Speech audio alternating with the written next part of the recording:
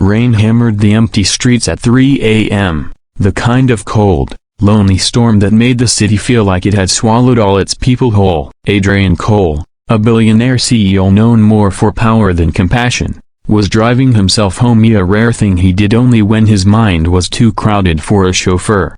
Tonight was one of those nights. A merger had collapsed, board members were fighting, and Adrian's heart felt heavier than the storm outside. He pulled up near an old bus stop, intending to take a turn toward the highway, when something caught his eye, something small, still, and heartbreakingly out of place. A little girl, no older than 7, curled up on the metal bench, shivering, wet, hugging a backpack like it was the only thing she owned. Adrian froze. It wasn't the sight of a child alone at night that hit him, it was the memory she dragged back from the darkest corner of his past. His own daughter, Lily, gone for 5 years, a loss that cracked him in places no amount of money could fix. He stepped out into the rain without thinking. The girl jerked awake at the sound of footsteps. Her big dark eyes widened, scared but brave. "Yeah, I'm sorry, sir," she whispered, backing into the corner of the bench. "I'll leave. I'm not supposed to sleep here." "You're not in trouble," Adrian said gently. "Are you alone?" She looked down, clutching her backpack tighter. "My mama broken bar, she got sick. They took her in the ambulance yesterday. I tried to go inside the hospital, boot to broken bar, they wouldn't let me stay. I thought she was coming home tonight, boot to broken bar." Her voice broke. "A broken bar she didn't." Adrian's throat tightened. "What's your name?" he asked. "Ma, yeah." "And where do you live?" "Ma, yeah." She shook her head. "We were staying in a room my mom rented it just for a week. I don't have keys. I don't have anywhere else." A gust of icy wind slammed against them. Ma, yeah shivered violently. Adrian took off his coat and draped it gently around her shoulders. She stiffened, then relaxed into the warmth. He knelt in front of her so he was eye level. "Ma, yeah broken bar, you shouldn't be out here alone. It's dangerous. Come with me." She looked up, confused. "Where?" "To a warm place. Safe. Food, a bed, just for tonight." He paused. "I promise." Ma, yeah hesitated. She had clearly learned to distrust the world, but after a long moment, she slid her small hand into his. "Okay." Without knowing it, that single quiet word shifted the course of both their lives. Adrian lifted her gently into the back seat of his car. She sank into the leather seat, hugging the coat like a blanket. Within minutes, she fell asleep, exhaustion overtaking fear. Adrian watched her in the rear-view mirror, heart aching. He didn't understand why this child affected him so deeply. Not yet. But tomorrow, a broken bar, everything would change, in ways neither of them could imagine. Shorty establishes the plot. When the millionaire CEO, Adrian Cole, stepped out of his sleek black town car that rainy night, he didn't expect to see a tiny girl curled up on the cold metal bench at the bus stop outside his corporate headquarters. Her knees were tucked to her chest, her thin dress soaked through, her backpack clutched like a lifeline. He walked closer. She didn't notice. Only when he gently said, "Are you all right?" did she look up with wide, tired eyes and whisper, "Mom said she'd come back a broken bar, but she didn't." Something inside him shifted, something that had been dead for years. Part 2, expanded to 1,200 words. Rain hammered against the pavement in steady waves, splashing over the curb and pooling beneath the flickering street lamp that cast a trembling circle of light across the bus stop. Adrian Cole stood under the edge of the building's awning, his expensive suit shielding most of him from the storm but not from the feeling clawing inside his chest. The little girl sat motionless on the bench, hugging herself tightly. Adrian cleared his throat softly. "Hey broken bar, what's your name?" She looked at him again, hesitating, eyes filled with both fear and longing, as if she desperately wanted someone to trust, but life had already taught her not to. "Leela," she finally whispered. "How old are you?" "Leela?" "9." She rubbed her arms as another cold gust of wind cut through the night. "Mom told me to wait here while she talked to someone. She said not to leave. She said she'd be back soon." Adrian slowly looked around the empty street. How long ago was that? Leela swallowed, her eyes darting to the puddles at her feet. "A broken bar yesterday." The word hit him harder than the rain. She'd been out here all night, alone, cold, unprotected. His jaw tightened with disbelief and anger at whatever kind of mother left a child in weather like this. "Have you eaten?" he asked gently. She shook her head. Adrian breathed in slowly. This wasn't his business. He wasn't a parent. He wasn't even good with kids. He was the man whose entire schedule was organized down to the minute. People relied on him to run a nationwide corporation. He didn't have time for a broken bar this. But the girl shivered again, and that was all it took. Leela, he said softly, why don't you come inside the lobby? It's warm there. I can have someone Kala. No.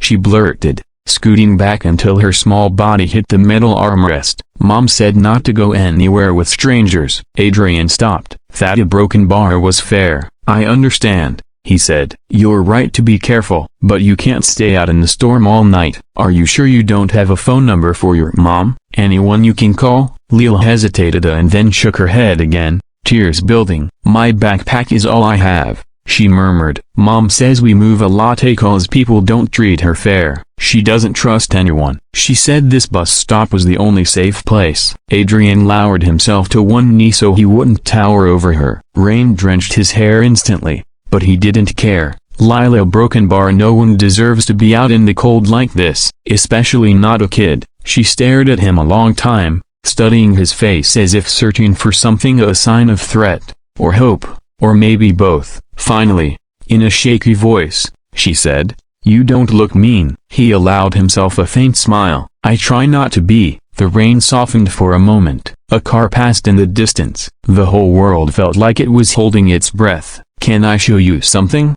He asked gently. She hesitated again, then nodded. He slowly reached into his coat and pulled out a small leather wallet. From inside it, he slipped out a picture. It was a worn photograph, the one he rarely allowed himself to look at anymore. A woman smiling, a child in her arms, a man beside them with an arm around both. His wife, his daughter, his past life, and the reason his heart had never been whole again. This is my family, he said quietly. My wife, a broken bar, and my little girl. Leela looked at the picture, then at him. What happened to them?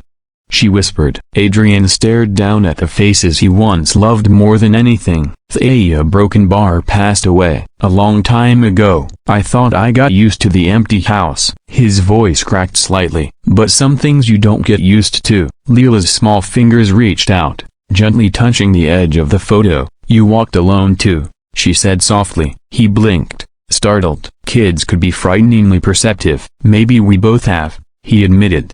The storm picked up again, lightning tearing across the dark sky. Leela jumped with a small cry, and Adrian instinctively moved closer, shielding her from the wind. You don't have to trust me, he said. But I won't leave you here. Not like this. You're cold. You're hungry. You're scared. Let me help just for tonight. No tricks. No pressure. She hugged her backpack tighter. If Mom comes back and I'm gone a broken bar, she'll be mad. Leela, he said gently. If your mother left yesterday a broken bar, she isn't coming back tonight. That truth knocked the breath out of her. A tear rolled down her cheek. Slowly a broken bar, painfully a broken bar. She nodded. Oh okay, she whispered. Just a broken bar, just for a little while. Adrian let out a breath he didn't realize he'd been holding. He extended his hand. She looked at it for several long seconds and then placed her tiny hand in his. It felt like fate shifting. They walked toward the warm glow of the building's lobby. The guards looked shocked when Adrian Kohli of the Shah entered carrying a freezing little girl wrapped in his suit jacket. Get her blankets, he ordered, and some food. Something warm. The guards sprang into action. Leela curled up in a soft chair, watching him. Broken bar kind, she said quietly. I'm trying, he replied. Lightning flashed again outside, but somehow, the world inside that lobby felt a little warmer, a little softer, like something was beginning that neither of them fully understood, like destiny had stepped in. The next morning, before the sun had even broken over the skyline, Ethan Blackwell stood in the hospital hallway, leaning against a cold wall, staring at the ICU door where Lily's mother lay unconscious. The beeping machines inside were steady, but every beat felt like a countdown to one he couldn't control. He had spent the entire night turning over everything Lily had told him, a broken bar, and everything he had seen. The bruises, the hunger, the exhaustion, the loneliness. A child should never carry that much. He remembered how she looked the night he found Hira curled up under the flickering bus stop light, clutching a backpack like it was the only thing she owned. And now he knew why. She had no home, no support, no relatives who cared enough. Ethan wasn't a man who usually hesitated. He built an empire from nothing. But Fee's a broken bar. This wasn't business. This was a life. Her life. His chest tightened again. He had not felt this protective instinct in years. Not since he lost his own daughter. He pushed the thought down if the pain was too sharp. Even after all this time. Just then, the door opened and a tired doctor stepped out. Ethan immediately straightened. "How is she?" The doctor rubbed his eyes. "Stable for now. She'll need a few days of monitoring. A lot of her issues come from prolonged stress, malnourishment, and exhaustion." He paused, lowering his voice. She woke up briefly, asked for her daughter. Ethan exhaled. "I'll bring Lily in a moment." The doctor nodded and moved on. Ethan stepped into the waiting room. Lily sat on the couch, swinging her legs, wearing the oversized hoodie he had bought her, still holding the stuffed bear he'd picked out. Her hair was brushed, her cheeks freshly washed, but she still had that look, half hopeful, half frightened that everything could be taken away again. She looked up the second she saw him. "Is Mommy okay?" He knelt to her height. "She's awake, sweetheart. She wants to see you." Lily's eyes filled with tears, instantly a relief so big it almost toppled her. She grabbed his hand tightly as they walked to the room. But when she reached the doorway, she froze. Her mother lay weak and pale, attached to tubes, her eyes only half open. She whispered Lily's name, tears spilling before she could even lift a hand. Lily rushed to her, small fingers slipping through her mother's trembling ones. "I'm here, Mommy," she whispered. "I didn't leave." Ethan stepped back quietly, giving them space. The reunion was bittersweet, filled with emotions that had been held back for too long. Minutes later, Lily's mother's gaze drifted to Ethan. "You a broken bar," she murmured. "You're the man from a broken bar yesterday." "Ethan Blackwell," he introduced softly. "I found Lily alone at the bus stop. She told me you collapsed." She closed her eyes, overwhelmed by shame and gratitude. "I'm sorry she bothered you." "She didn't bother me," he said gently. "She needed help." Her breath hitched as she turned back to her daughter. "We broken bar have nowhere to go." It wasn't a confession, it was surrender. "And I can't work like this. I can't give her what she needs." Lily hugged her tighter, silently pleading with the universe not to take her mother away. Ethan felt something inside him shift to something heavy, long buried. He remembered hospitals. He remembered a small hospital bed. He remembered a little girl with dark hair and bright eyes. He remembered a machine beeping slower and slower. And he remembered the moment the doctors told him there was nothing left to do. He had all the money in the world, but none of it had saved his daughter. But now a broken bar. Now he had the chance to save someone else. He stepped closer, voice steady. "You don't need to worry about that. You both are safe. I'll take care of everything." Lily's mother blinked in disbelief. "Why? You don't even know us." Ethan swallowed. "Because someone once told me that when you have the ability to change a life, you don't walk away, you act." Her eyes filled with tears. "But what does that mean?"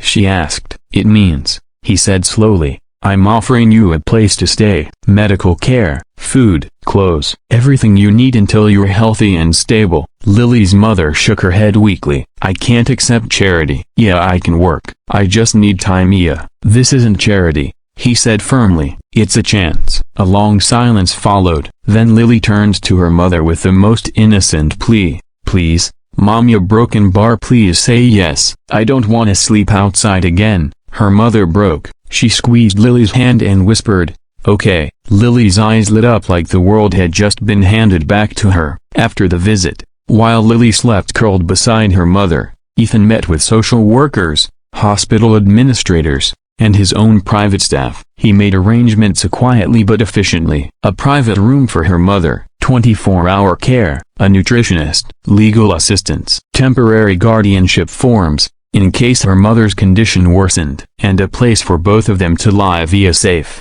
warm, permanent. His mansion had more empty rooms than he could count, but he knew bringing them there immediately might overwhelm them. So he set up a furnished apartment near the hospital, staffed but private. He signed everything personally. Later that night, when everything finally slowed down, he stepped outside into the cool air. The city lights reflected in his eyes. His assistant approached hesitantly. "Sierra Broken Bar, are you sure about all of this?" Taken together, This is a major commitment. Ethan looked through the hospital window at the small girl asleep beside her mother. Yes, he said quietly. For the first time in years, I'm sure. His assistant nodded and left. Ethan remained there alone, feeling the weight of loss and the spark of something new, hope. 2 days later, Lily's mother was stable enough to be discharged. Lily held Ethan's hand the entire walk to the car. "Do we really get to come with you?" she asked in a small voice. "Yes," Ethan smiled. "You're not alone anymore," she grinned, revealing the missing tooth she used to hide. When they reached the new apartment, Lily gasped. Her backpack, the one worn thin from too many nights on the street, fell from her hands. There were toys, books, clothes that actually fit her, a soft bed with a unicorn blanket, warm lights, a stocked fridge, everything she had ever dreamed of. She turned to Ethan, eyes wide, lip trembling. "Ice a broken bar this for me?" "For both of you," he said. "And it's just the beginning." But what happened next surprised even him. Lily ran to him and not walking, not hesitating, ran and threw her arms around his waist. "Thank you for not leaving me behind," she whispered. Ethan froze. Those were the same words his daughter used to say whenever he came home late from work. The same tiny voice, the same sincerity. His heart broke and healed in one moment. He knelt and hugged Lily back, letting her small arms wrap around the last empty corner of his life. "You don't have to worry anymore," he whispered. "You're safe now." And for the first time in years, he meant every word. The next morning, the world outside moved on, but Ethan's world had changed forever. A little girl at a bus stop, a broken bar, a moment of kindness, a broken bar, and now, a new family forming where none existed before. His story hadn't ended the day he lost his daughter. It had just found a new beginning.